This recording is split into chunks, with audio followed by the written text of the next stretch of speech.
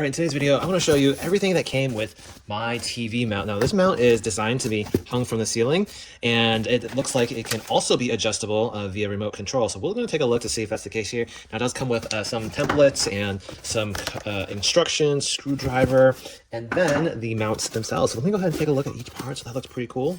Nice, like that. And then, it looks like we got the main bracket that it's likely going to be hanging from, two of them. Right, and actually, I think this is probably the main bracket. You see that there is a spool here that it will be used to adjust it forward and backward. It comes with all the hardware that you need to install it and assemble it. It doesn't even have the mounting bracket, so this would be good to mount into the ceiling if you can't find the wood joists. And then we have some zip ties. And we also have the power adapter. All right, so it looks like everything you need here to really get going. I don't see a remote control, so it doesn't look like it's controlled via remote. Found the remote, here it is. So here you can adjust for the different types of modes, up and down, or level it off. It also does come with sticky tape so that you can attach this to the wall and then place this here. Kind of wish it had the option to also have screws instead of tape.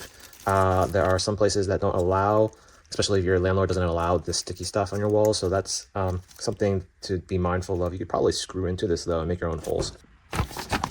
Assembly looks fairly simple. You just put the bracket together like so, using the included hardware, and then you attach it to the TV, and then you're good to go. You do need to, of course, put the bracket on the ceiling. There are a number of adjustments that you need to make with the remote control. Maximum angle of 75 degrees, and then the zip tie, this wire actually holds the bottom of it right there.